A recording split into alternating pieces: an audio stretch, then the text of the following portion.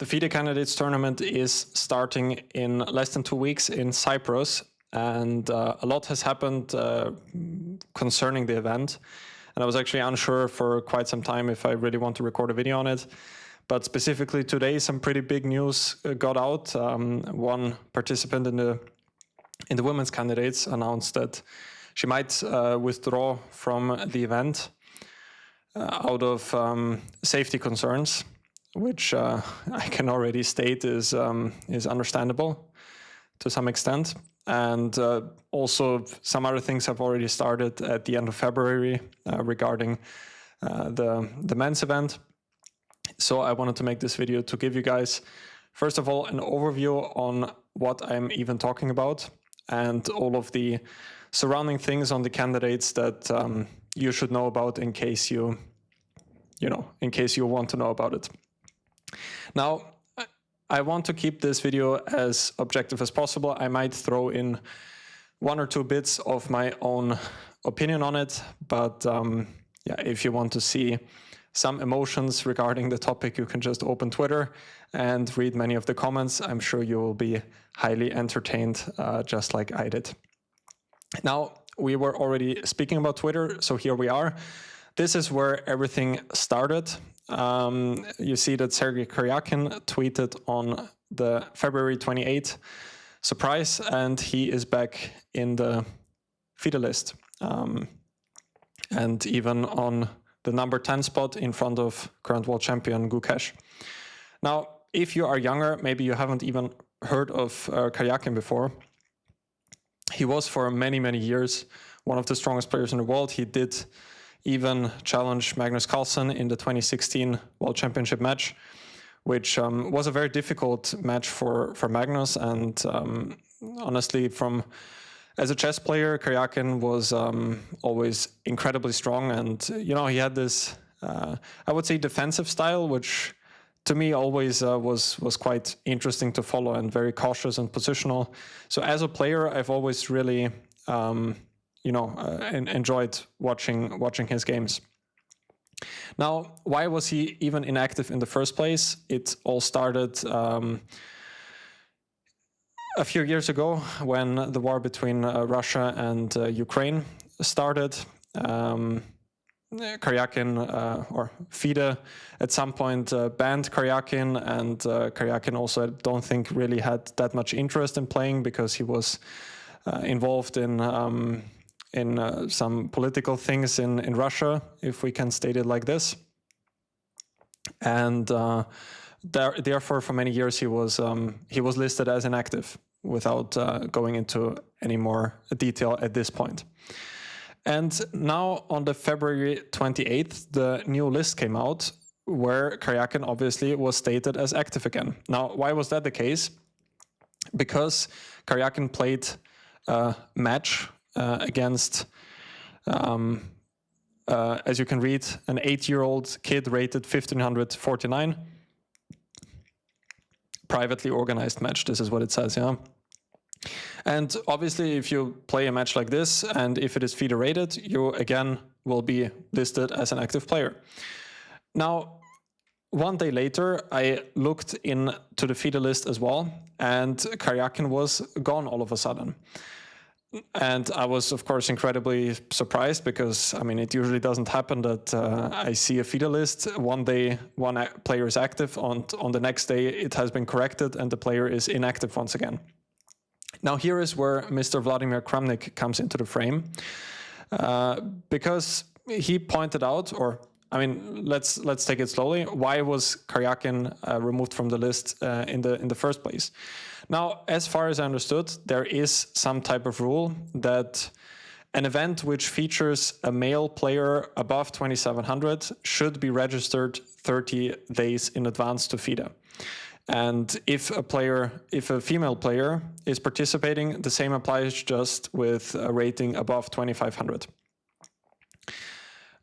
Don't ask me why that is the case. There are probably some reasons to explain that, but I'm just stating how it is. This is what they have said, and obviously that was also the justification for removing Karyakin again from the list, because apparently this event has not been registered 30 days in advance. Now, former world champion Vladimir Kramnik tweeted that the same has also applied to one of the events which Hikaru Nakamura played last year in order to secure his candidate's spot. If you guys are not familiar with that, he played a couple of, he called them himself Mickey Mouse tournaments in the US, where he mostly played against much lower rated opponents, and therefore got the classical games which he required to be able to secure his candidate spot, because he did not play much classical chess before that, and he needed a minimum amount of classical games. And one of these tournaments, I think it was the Maritime Open, was also not registered in advance, because Hikaru only registered a couple of days before that, and probably the organizers didn't even know that he would. Therefore, they apparently did not register the event 30 days in advance. Which, if I may state now, I mean, Kramnik is not wrong with that. Like, if it says so in the FIDE regulations, of course, everyone should follow it the same way. This is how I see it. Now, of course, it's another question if this specific regulation is necessary or useful. That might be another question, but I mean, he's not wrong that it says so in the FIDE regulations. This is all I am saying here. But after that, nothing much really has happened. Kramnik has been tweeting about it extensively, so have some others. But FIDE, obviously, I mean, they cannot now change the lineup, because at the end of the day, also what this would mean, if this tournament, which Hikaru played, if this tournament would not be rated or would not count for Hikaru, then he would not be eligible to receive his candidate spot. But instead, from what I understand, both Nordic Abdusatorov and Arjun Erigaisi would be eligible for Hikaru's spot. Now, one thing which I would like to add on that note is that obviously Kramnik is not the biggest fan of Hikaru, and that might be one of the reasons why he's pointing it out. But another one could also be that Kramnik has been working closely together with the Uzbek players, specifically also with Nordic Abdusatorov. So it has a bit of a strange look to try to secure the spot for your student. I'm not saying at all that this is what Kramnik did, but it does have a bit of that look. But as I said, I mean, he's not wrong by pointing this out, that it is stated like this in the regulations. So, I mean, I'm gonna give that to him. Now, let's move on to another point which I just wanted to finish this point, that after this, nothing much really has come out of it. Obviously, it's too late for FIDE to change the participants. It's just no chance that anything will change about that. Also, I'm not sure. I mean, I read that a lawsuit could be coming. I think it was Kramnik who tweeted that. Could be that some things like that are going to come, and it's kind of unfair to the other players if Hikaru in that case qualified incorrectly, if you could say so. But I mean, it is what it is at the end of the day, and I can sort of understand both sides from it. The super correct side, that the rules should apply to everyone, but also that now it's too late. But yeah, I don't know what else to say on this anymore. Anyway, I think this is all about this story about Kramnik, and of course about Hikaru.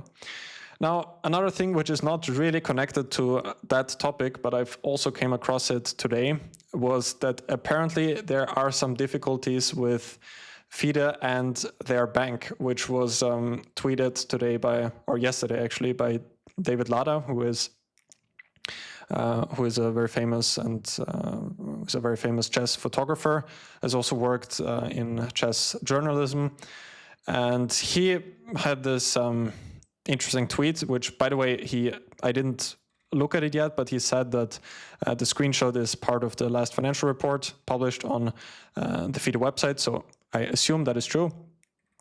And we see FIDE's financial records. And according to what he wrote here, FIDE is in some trouble with their bank. Let me just read a couple of the things from here. Employees have just received advance payments of several salaries as FIDE is preparing for the likely scenario of having its accounts suspended. Some players have reported not having received payments for prize money earned in recent events that are already due, a sign that FIDE's transactions are already limited or under scrutiny. I don't know where he knows that from. Just on a side note, it would be interesting to know who has reported that. I can tell you I got my money from the World Cup, but yeah, that's just my personal anecdote when it comes to that. Obviously, might be that after that for example, the World Rapid and Blitz, maybe some of the money was not paid out, but I have no way of verifying that. There are strong indications that the Spanish bank, the only bank that accepted them as a customer in 2019 after Ilya Mzhinov, former FIDE World president, on that note, was included in the US sanctions list, might have reconsidered this decision, and there are two clear reasons for that.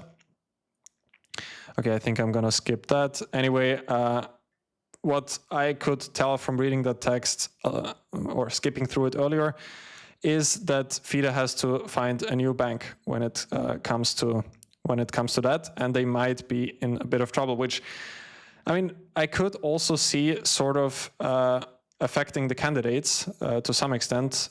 Please read that by yourself. I think it would be a bit too much if I go through all of that, but I thought it was quite informational and pretty well written.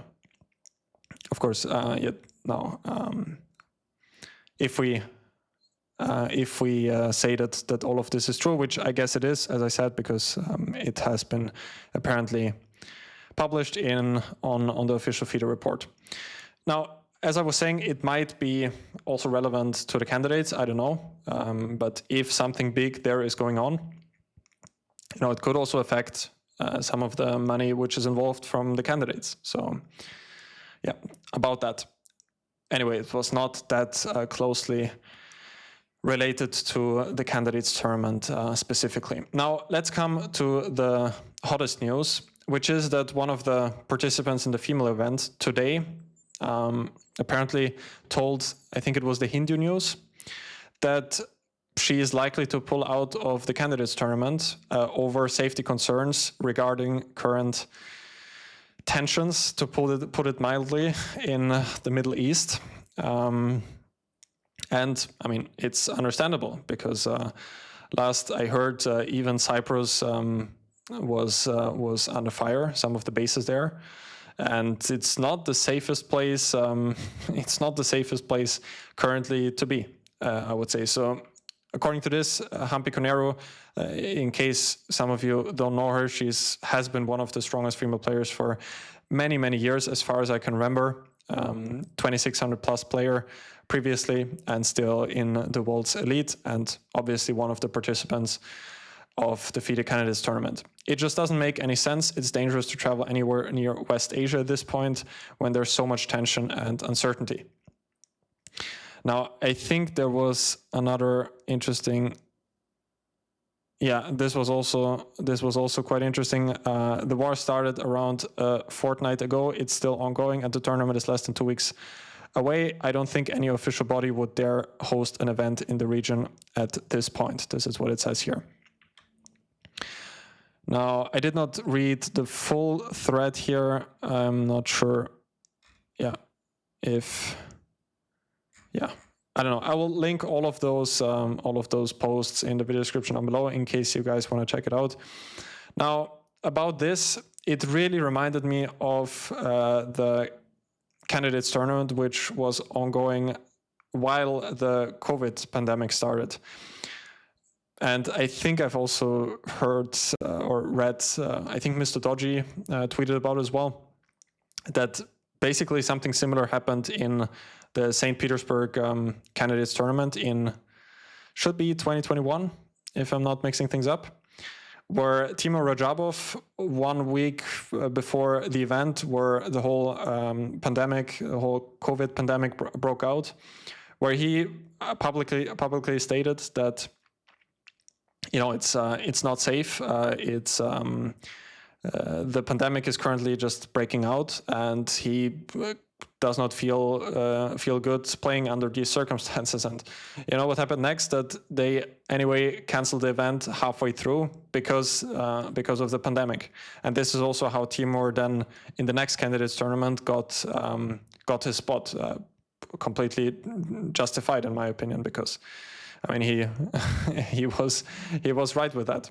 And it really reminds me of this situation now, because I mean, if you look at a map, Cyprus is not that far away from the Middle East, where currently there's a lot of things which going on which are terrible, and it's risky for the players to be there. I mean, I can just speak out of my own perspective. If I would now have to play the candidates tournament there, I would probably not feel very safe, and probably not be able to be super focused to play the event.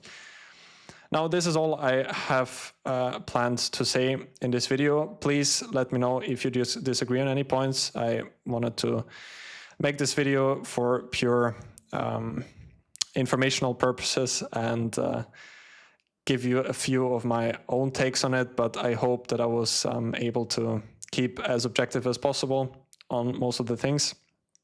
And please correct me if I was wrong on any of the points. I'm obviously still pretty young when it comes to that, a bit naive on some of the points, and would be curious to learn if any of you have more experience or more knowledge on any of the topics here. So please drop a comment down below in case you know some things better than me or have a different opinion. And anyway, that was it for today. I hope you guys enjoyed this video. Let me know in the comment section if you down below if you did. And apart from that, that was it for me now, and I will see you guys soon.